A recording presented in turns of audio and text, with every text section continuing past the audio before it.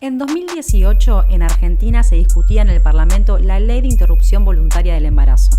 El movimiento feminista que venía creciendo al calor de las luchas copó las calles con una gran participación de las juventudes que una vez más patearon el tablero para discutir la problemática de la igualdad de género, el respeto a la diversidad y a las múltiples identidades. En ese contexto, cobró relevancia en el debate público una forma de utilización del lenguaje que venía creciendo a paso firme. Son los diputados, que incluye diputados y diputadas. Los diputados. El lenguaje inclusivo llegaba a los medios tradicionales y empezaba a remover las aguas, pero lejos de ser un fenómeno reciente, el cuestionamiento de las formas preestablecidas del habla es una idea que viene de larga data.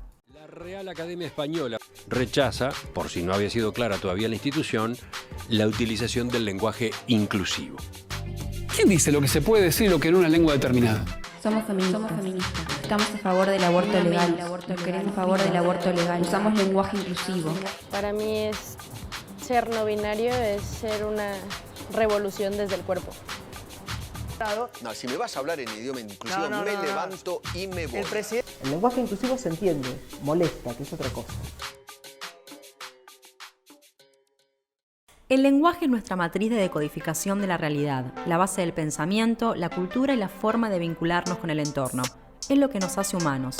Por eso, el lenguaje se va transformando a lo largo de la historia. Nuevas palabras surgen y otras quedan en desuso, cambian de forma o toman nuevas connotaciones. Lo más interesante del lenguaje inclusivo es que no ha perdido su carácter callejero, su carácter juvenil, su carácter...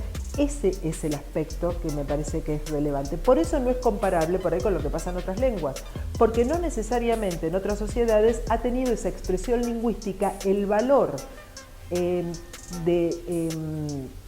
resistencia que expresa, no solo en el caso de Argentina, sino en el caso de América Latina. Entonces, el lenguaje no es algo que esté desconectado de las transformaciones sociales y culturales, por el contrario, es una de las principales formas de expresión de estos cambios. El lenguaje es político y la política es lenguaje. Defiendo así, pero obviamente y radicalmente el lenguaje inclusivo, ¿no?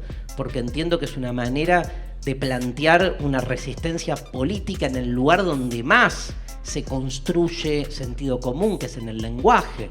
Pero también en la medida en que uno pueda habilitar la discusión. O sea, ¿queremos que todo el mundo hable el lenguaje inclusivo o queremos que siempre resuene el lenguaje inclusivo como una manera de decir acá hay algo que nos cierra?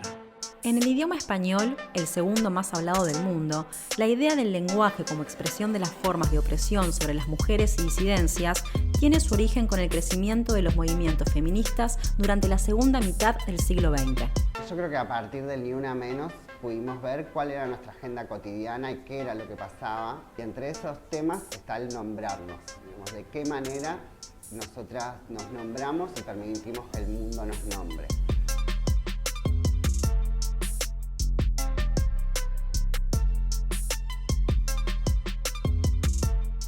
Lo que hace el lenguaje inclusivo es, en un solo acto, con una E, tirar por la borda o poner en escena el cisexismo, el binarismo de género, pero también un mecanismo directo de opresión que ha sido la normativa y la corrección lingüística.